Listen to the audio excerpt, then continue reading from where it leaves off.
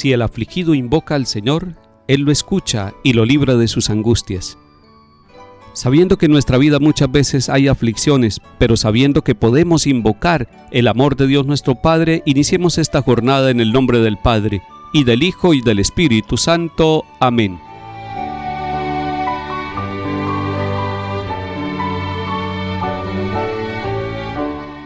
Lectura de la profecía de Sofonías, capítulo 3. Esto dice el Señor: ay de la ciudad rebelde, impura, tiránica. No ha escuchado la llamada, no ha aceptado la lección, no ha confiado en el Señor, no ha recurrido a su Dios. Entonces purificaré los labios de los pueblos para que invoquen todos ellos el nombre del Señor y todos lo sirvan a una. Desde las orillas de los ríos de Cus, mis adoradores, los deportados, traerán mi ofrenda. Aquel día ya no te avergonzarás de las acciones con que me ofendiste, pues te arrancaré tu orgullosa arrogancia y dejarás de engreírte en mi santa montaña. Dejaré en ti un resto, un pueblo humilde y pobre que buscará refugio en el nombre del Señor. El resto de Israel no hará más el mal, no mentirá ni habrá engaño en su boca. Pastarán y descansarán, y no habrá quien los inquiete. Palabra de Dios, te alabamos, Señor.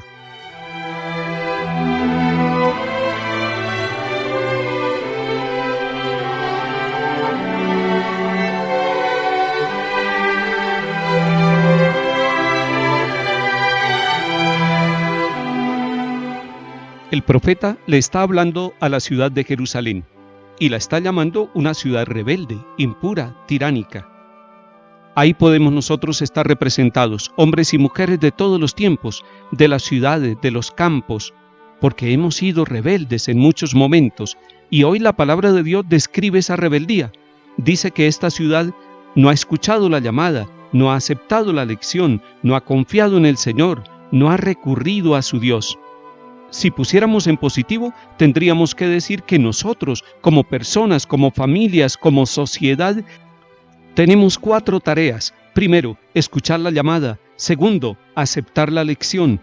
Tercero, confiar en el Señor. Y cuarto, recurrir a nuestro Dios. Esas son las 4 tareas que serían características de nuestra vida cristiana. Escuchar la llamada del Señor. Dios nos habla. Nos está hablando a través de los acontecimientos, nos habla en la conciencia, nos habla en cada persona que viene a nuestro lado, pero sobre todo nos llama y nos habla a través de su Hijo Jesucristo, nacido de la Virgen María. Además, estamos llamados a confiar totalmente en el Señor, confiar en Él, aún en medio de las dificultades, tener la luz encendida de la confianza puesta en el Señor. Él alumbra las tinieblas de nuestra vida. Y nos dice la palabra que Dios va a dejar aquel día un resto, es decir, un pequeño grupo, un grupo fiel, un grupo humilde, un grupo pobre, un grupo que confiará plenamente en el Señor. Siempre habrá en nuestras familias y en nuestras sociedades un grupo de personas que por su humildad, que por su confianza en Dios, que por su pobreza, han puesto su corazón y toda su riqueza en el Dios que acompaña nuestra vida, que acompaña nuestra historia. Ese resto se convierte como en una semilla de esperanza, como en un tronquito que está a punto de retoñar. Es importante que haya personas que a través de la oración, que a través de la palabra de Dios, que a través de sus actitudes demuestren que confían plenamente en el Señor, porque ellos se convertirán como en el resto de Israel, como en el signo de esperanza, en la semilla de la vida nueva que Dios quiere realizar con toda la humanidad. Si nosotros en nuestra pobreza y en nuestra humildad nos acordamos del Señor, entonces podremos ser ese instrumento para nosotros, para nuestras familias, para el mundo entero.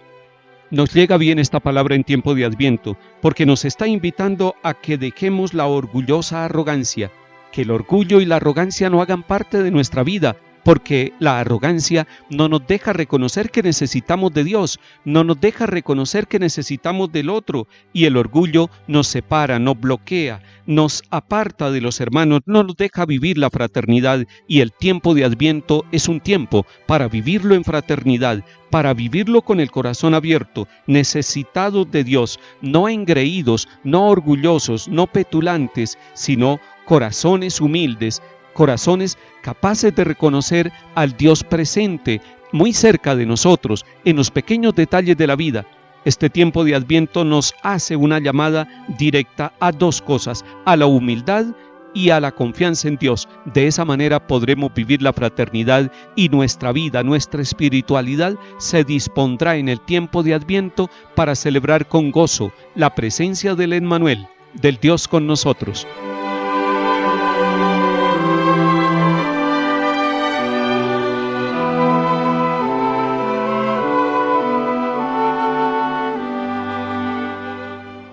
Bendigo al Señor en todo momento, su alabanza está siempre en mi boca. Mi alma se gloría en el Señor, que los humildes lo escuchen y se alegren. Contémplenlo y quedarán radiantes, su rostro no se avergonzará. Si el afligido invoca al Señor, Él lo escucha y lo salva de sus angustias. Pero el Señor se enfrenta con los malhechores para borrar de la tierra su memoria. Cuando uno grita, el Señor lo escucha y lo libra de sus angustias. El Señor está cerca de los atribulados, salva a los abatidos. El Señor redime a sus siervos, no será castigado quien se acoge a Él.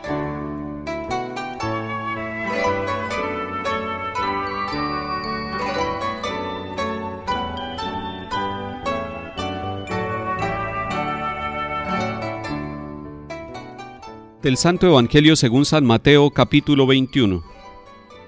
En aquel tiempo dijo Jesús a los sumos sacerdotes y a los ancianos del pueblo: ¿Qué les parece? Un hombre tenía 2 hijos.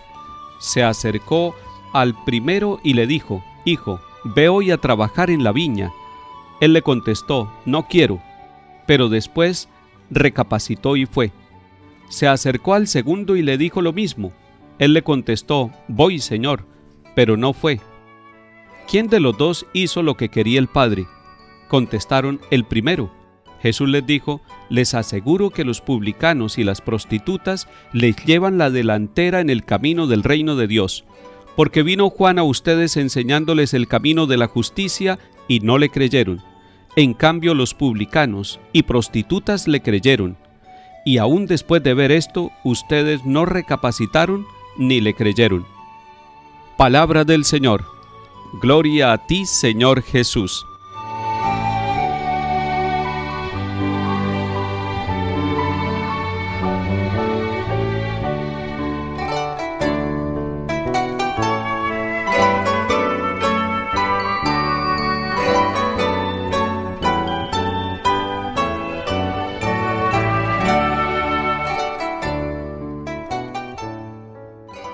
El capítulo 21 de San Mateo que estamos leyendo y meditando ayer y hoy nos muestra a Jesús con un auditorio especial.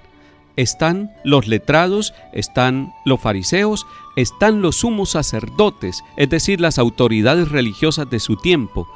Están cuestionando a Jesús, pero Él aprovecha para hacerles una pregunta que los lleva a la reflexión. ¿Qué les parece?, les dice Jesús. Y cuando dice esta introducción con interrogante, está preparando de una vez la atención para que todos lo escuchen. Y él empieza hablando del papá que tenía 2 hijos. Qué interesante propuesta que hace Jesús. ¿Qué es lo que está diciendo con esta parábola del padre que tiene 2 hijos y que el uno le dice que sí va a trabajar, pero termina no cumpliendo la voluntad del Padre, y el otro que le dice no voy, pero después recapacita y termina obedeciéndole? ¿Qué es lo que está diciendo Jesús? Nos está diciendo que no vale para salvarnos simplemente decir sí. Yo quiero al Señor, yo amo al Señor, yo soy cristiano. No basta con eso. Es necesario que se cumpla con obras. Es necesario que pasemos de la buena voluntad y de la buena disposición a las buenas acciones, a los buenos comportamientos. El primero de los hijos le dijo que no quería ir, pero tuvo tiempo de recapacitar y de replantear su respuesta. Y entonces, aunque aparentemente había disgustado al padre porque le había desobedecido, terminó obedeciéndole porque tuvo tiempo para recapacitar. Usted también tiene tiempo para replantear la vida. Todos nosotros tenemos tiempo para replantear la vida. En la casa los padres de familia a veces se afanan y se angustian porque los hijos no obedecen inmediatamente.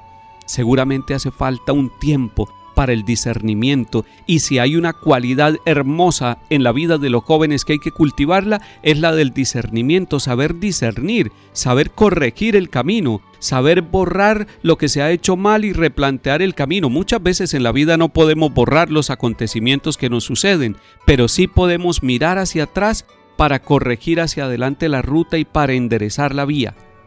Pues el segundo de los hijos le dijo que sí quería ir a trabajar a la viña, pero se quedó solamente en el sí, se quedó en la apariencia, se quedó en la palabra, no pasó de la palabra al compromiso. En cambio, el primero de los hijos corrigió su expresión y después se comprometió. El Señor nos está pidiendo ahora, cuando ya estamos a punto de empezar la novena de Navidad en este tiempo de Adviento, que nosotros pasemos de la palabra a la obra. Del dicho al hecho hay mucho trecho, dicen algunos refranes de nuestro país. Del dicho al hecho hay mucho trecho, y es cierto, hay un trecho largo entre el decir y el hacer. Nosotros debemos ser personas integrales, que decimos y hacemos, pero si nos equivocamos en el decir, que corrijamos en el hacer. Pregunta Jesús a los que lo están escuchando, a los sumos sacerdotes: ¿quién de los dos hizo la voluntad del Padre? ¿El primero o el segundo? Y ellos dicen el primero, porque corrigió, porque aunque había dicho que no inicialmente, después tomó una decisión saludable y sabia y pudo cumplir la voluntad del Padre. Y por eso les hace una aplicación muy fuerte, y no es solamente para los del tiempo de Jesús, sino para nosotros. Nos dice que las prostitutas y los publicanos van a llegar primero al reino de los cielos, es decir, que ellos están recibiendo el reinado de Dios en su vida porque escucharon la predicación de Juan el Bautista y se convirtieron.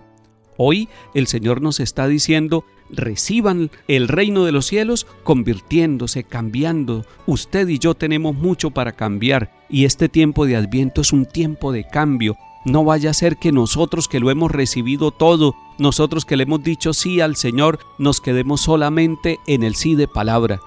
Mire y contemple nuevamente la actitud de la Santísima Virgen María. Ella le dijo sí a Dios, pero no solamente de palabra, sino que se puso en camino luego para visitar a su pariente Isabel. Eso es lo que quiere el Señor, que imitemos a la Santísima Virgen María, que le dice sí a Dios, pero asume las consecuencias de ese sí. Cuando alguien dice sí en el matrimonio, cuando alguien dice sí en la ordenación sacerdotal, después vienen las consecuencias, después vienen los frutos de ese sí, los desafíos, los reclamos de ese sí, es decir, el compromiso de ese sí, para que el sí sea un sí con compromiso, el sí a Dios y el sí en los sacramentos del matrimonio y del orden, el sí en una responsabilidad laboral, debe llevar unas consecuencias que tenemos que asumirlas con alegría, no con disgusto, no como un castigo, sino como una aceptación del reino de Dios en nuestra vida, para que de esa manera no se tenga que decir: estos son cristianos solamente de yeso, son cristianos solamente de cristal, son cristianos solamente de apariencia, que se les toca y se desarman, se fracturan y se parten. No, nosotros somos cristianos de médula, cristianos de corazón, cristianos de sistema óseo, de sistema respiratorio comprometido en el Señor. No se canse de vivir ese sí y no se canse en este tiempo de Adviento de vivir su compromiso de vida. Esa es la misericordia de Dios, que quiere volverse misericordia en la vida de cada uno de nosotros. Decirle sí a Dios y convertirlo en obras de misericordia y de bondad, para que se muestre que el reino de los cielos ya ha llegado a nuestro corazón. Que el Señor bendiga sus decisiones, que el Señor bendiga su vida y su familia, en el nombre del Padre, y del Hijo, y del Espíritu Santo. Amén.